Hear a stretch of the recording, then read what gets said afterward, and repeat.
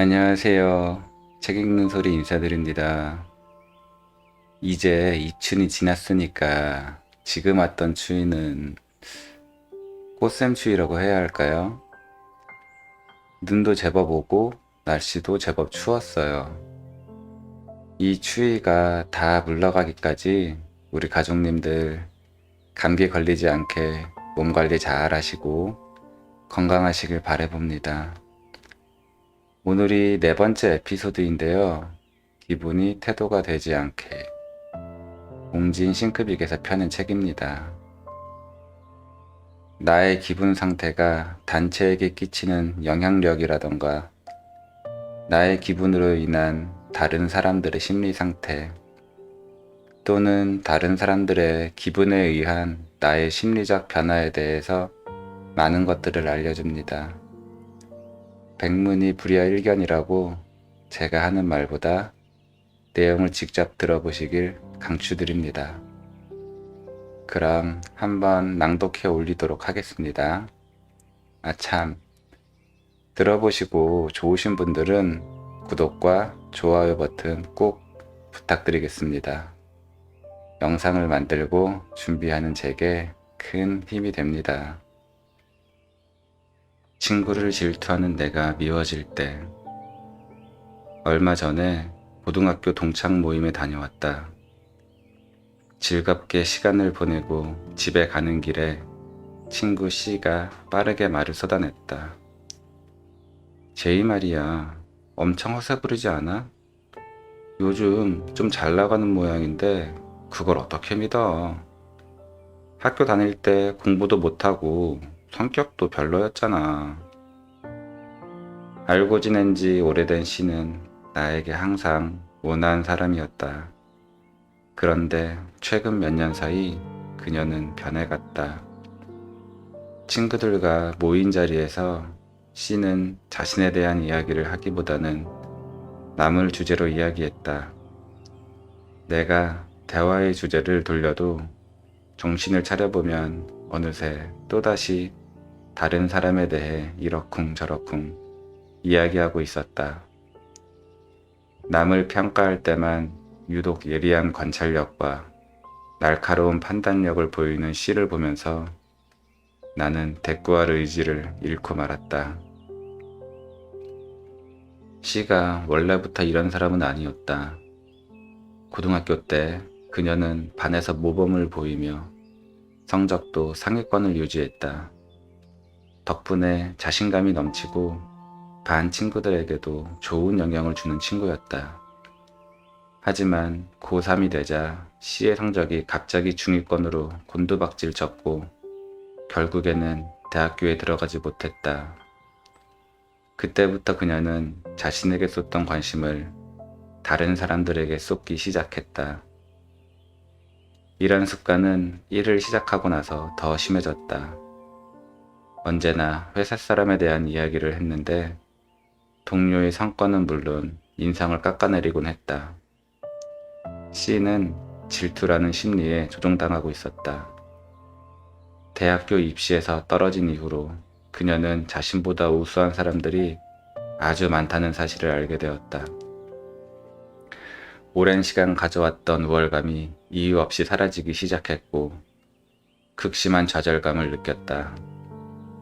겉으로는 아무렇지 않은 척했지만 극심한 스트레스로 소가리를 했을 것이다. C에게 나의 걱정을 내보였더니 그녀 역시 자신의 변화에 대해 인식하고 있었다. 자기 일이 안 풀릴수록 사람들을 향한 시기심을 멈출 수가 없다고 했다.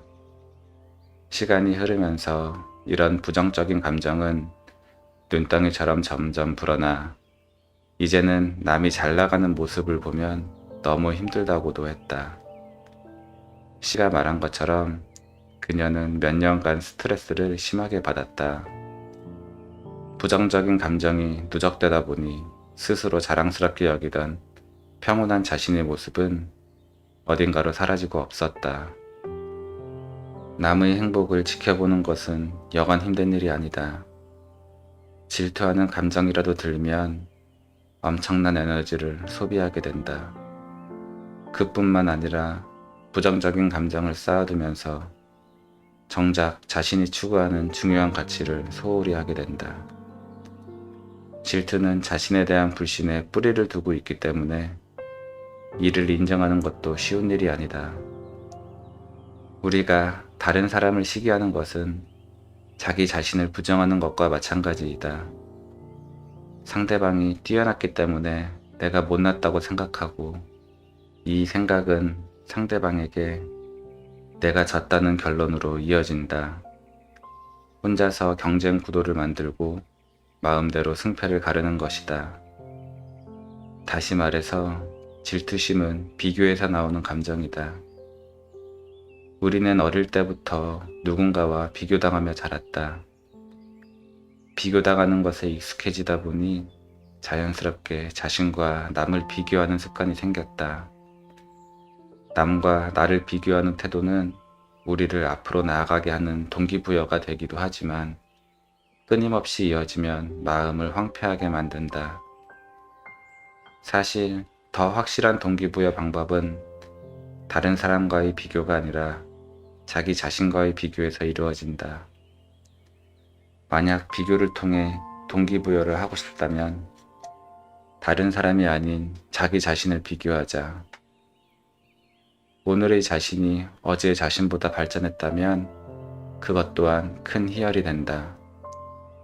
삶의 무게중심을 남에게서 자신으로 옮겨오면 불필요한 질투에 에너지를 덜 쓰게 될 것이다. 인간관계가 좋아지는 분노 활용법. 분노는 현실을 오해할 때 비롯되기도 한다. 자신의 오해를 인정하는 것만으로도 분노는 사라질 수 있다. 한번 상상해보자. 어느 날 갑자기 남자친구의 스마트폰으로 사진을 찍어서 깜짝 놀라게 해주고 싶다는 생각이 든 당신. 그의 스마트폰에 저장된 사진을 뒤적이다가 그가 어떤 여자와 함께 찍은 사진을 발견했다. 사진 속 두 사람은 해맑게 웃고 있다. 이때 당신은 어떤 기분이 들까? 짐작컨대 그 순간을 맞닥뜨린 사람 중에 화가 나지 않을 사람이 있을까? 평소 성격이 급한 사람이라면 휴대폰을 내던지고 남자친구와 한마디도 하지 않을지도 모른다. 그 사진을 어떻게 찍게 되었는지 생각해보지도 않고 직접 본 것이 전부라고 믿는 것이다. 나중에 화가 좀 가라앉은 뒤 남자친구의 설명을 듣고 나서야 비로소 깨닫게 된다. 지난번에 참석한 동창회에서 기념으로 남겨두려고 친구와 함께 찍은 사진이고 다른 친구들과 단둘이 찍은 사진도 많은데 하필 그 사진만 본 것이다. 그러고는 혼자 머릿속에서 소설 한 편을 써버리고 의심을 키웠다. 살면서 우리는 이런 크고 작은 오해들을 많이 하게 된다. 진실을 알게 된 뒤에는 후회가 밀려오긴 하지만 여전히 풀리지 않는 의심은 남아있다. 분명히 내 눈으로 직접 보았는데 어떻게 진실이 아닐 수 있는 걸까? 감정은 우리가 어떤 사물을 판단하는 데 영향을 미친다. 남자친구가 다른 여자와 같이 찍은 사진을 보면 자신도 모르게 썸이나 바람이라는 단어가 머릿속에 생성된다. 남자친구의 외도를 바라는 게 아니라 잠재적 위기감으로 인해 자기보호 태세를 갖추는 것이다. 우리가 본 사물에 대해 잘못된 판단을 하는 것은 맥락 효과 때문이다.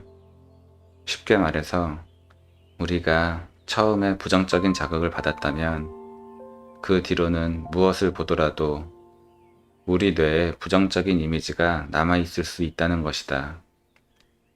종종 무책임한 연예 뉴스가 이런 효과를 이용해 사람들을 현혹시켜 잘못된 여론을 조성한다. 대중의 관심을 끌기 위해 몰래 찍은 사진과 함께 사실에 약간의 허구를 더한 기사를 내보낸다. 우리는 자신도 모르게 기사와 사진으로 조작된 사실을 믿게 된다. 사람은 무슨 일이든 자기 중심적으로 생각하는 습관이 있다. 다른 사람의 행동을 나에게 영향을 끼치기 위한 것으로 해석하고 판단하는 것이다. 내 앞에서 친구가 다른 친구와 소곤거리고 있으면 내 욕을 하고 있다고 넘겨짚고, 팀원이 보고를 늦게 하면 상사인 나를 무시하기 때문이라고 추측한다. 이는 우주가 자기 중심으로 돌아간다고 착각하는 유아적인 생각이다. 내가 내면의 움직임으로 인해 생각하고 행동하듯 다른 사람의 행동도 그들의 내면에서 시작된 것임을 알아야 한다. 당신이 보고 있는 것에 부정적인 감정을 느끼기 시작했다면 왜 지금 화가 난 건지, 누구의 문제인지, 자신이 잘못 생각하고 있는 것은 없는지, 이 일이 화를 낼 만한 일인지 자문해 보는 것이 좋다. 내 마음이 지옥일 때는 세상 누구에게라도 악의를 느끼듯이, 내 마음이 편안해지면 남의 마음을 섣부르게 짐작하는 태도는 사라질 것이다. 시인 소동파는 내 눈으로 세상을 보면 나쁜 사람이 하나도 없다 라고 말했다. 누구나 부러워할 만한 마음의 상태다. 자신의 마음이 긍정적으로 변하면 우리가 바라보는 세상도 자연스럽게 긍정의 에너지로 가득 찰 것이다. 즐겁고 행복한 척 연기하고 있는 당신에게 가끔씩 사람들과의 모든 만남이 혐오스럽게 느껴진다. 강박관념에 사로잡혀 자꾸만 세상이 싫어진다. 나 자신조차 낯설게 느껴지고 세상의 높은 담벼락에 가로막혀 있는 것 같다. 전 세계 사람들에게 웃음을 주던 희극인 찰리 채플린이 한 말이다. 그가 털어놓은 이야기에는 가면성 우울증 환자의 심경이 고스란히 담겨 있다. 전형적인 우울증 환자와 달리 가면성 우울증 환자는 겉으로는 매우 밝고 긍정적이며 어두운 그늘을 절대 보이지 않는다. 친구들 사이에서도 인기가 많은 편이고 유머러스하고 정이 많으며 남을 즐겁게 해주는 재주도 있다. 가면성 우울증을 겪는 사람은 대부분 위장의 달인이 되었기 때문에 가까운 사람들조차도 이상한 점을 눈치채기가 쉽지 않다. 그들은 다른 사람들에게 자신의 진짜 모습을 보이기를 꺼리는데, 나는 밝고 재미있는 사람이며 아무런 걱정 없이 행복하게 살고 있다는 일종의 캐릭터 설정을 했기 때문이다. 스스로 만들어낸 캐릭터 때문에 그들은 다른 사람 앞에서 즐겁지 않은 자신을 드러내길 거부하고 습관적으로 즐거운 척 연기를 한다. 그래서 가끔은 그들도 진짜와 가짜를 구별하지 못한다. 그들의 웃음은 자신을 보호하기 위한 갑옷이지만 동시에 자신을 겨냥하는 무기이다. 이미 웃는데 지치고 인간 관계에 어려움을 느끼면서도 어쩔 수 없이 매번 같은 방법을 선택한다. 우울하다는 건 나약하다는 의미잖아. 다른 사람이 내가 우울증이란 걸 알면 날 어떻게 보겠어? 절대 내가 우울하다는 걸 들키고 싶지 않아. 그나마 웃고 있어야 날 좋아해 줄 거야. 웃지도 않는 나를 좋아할 사람은 아무도 없어. 이 세상에 날 진정으로 이해해주는 사람은 아무도 없어. 하다못해 하소연할 사람도 없다고. 그들은 진짜 모습을 감춰야만 사람들의 관심을 받을 수 있다고 생각한다. 그들에게는 과거에 누군가에게 마음을 열었다가 무시당했거나 상처를 받았던 경험이 있을 확률이 높다. 사실 그런 경험은 누구에게나 있는 흔한 일이지만 가면성 증후군을 겪는 이들은 그 일을 제대로 처리하지 못한 경우이다. 마음에 빗장을 걸어버린 그때부터 그들은 불안이나 고통 같은 부정적인 감정은 따로 돌보지 않아도 알아서 사라질 거라고 생각한다. 차라리 친구의 비밀 상담소가 될지언정 자신의 속마음은 조금 더 털어놓지 않는다. 털어놓고는 싶지만 친구에게 부담이 될까 선뜻 시도하지 못한다. 나는 마음을 주로 물로 비유한다. 흐르는 물은 때로는 맑고 투명하고 때로는 탁하고 더럽다. 사람의 마음도 끊임없이 변화를 거듭한다. 자꾸 자신을 억누른다면 흐르는 물을 댐으로 막아 저수지를 만드는 것과 마찬가지다. 감정이 들어올 수는 있으나 나갈 수는 없다. 조금씩 수위가 높아진 우울한 감정이 넘치기 시작했다면 댐은 언젠가 무너지고 말 것이다. 편안하게 이야기를 나눌 수 있는 사람을 찾아봐야 한다. 친구도 좋고 가족이나 상담사 혹은 아예 모르는 사람이어도 좋다. 가슴이 답답해서 응어리가 쉽게 풀리지 않을 때 그 사람을 찾아가서 하소연이라도 해보자. 그 사람이 당신의 문제를 모두 해결해 주지는 못하겠지만 최소한 당신 마음에 고여있는 물은 다시 흐르게 해줄 수 있다. 그러니 혼자 끙끙대며 자신을 꾸짖고 벌줌에 살지 않기를 바란다. 당신이 웃고 싶지 않을 때는 웃지 않으면 좋겠다. 우리들이 어찌나 남에게는 관대하고 나 자신에게는 박한지,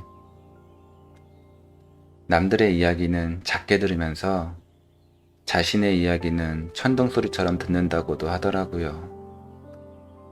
조금만 우리 자신에게 관대해지기로 해요.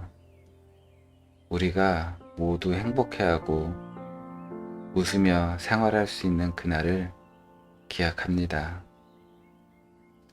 그럼 여러분, 저 책 읽는 소리 오늘도 이렇게 물러나겠습니다. 여러분, 편안한 저녁 시간 되세요.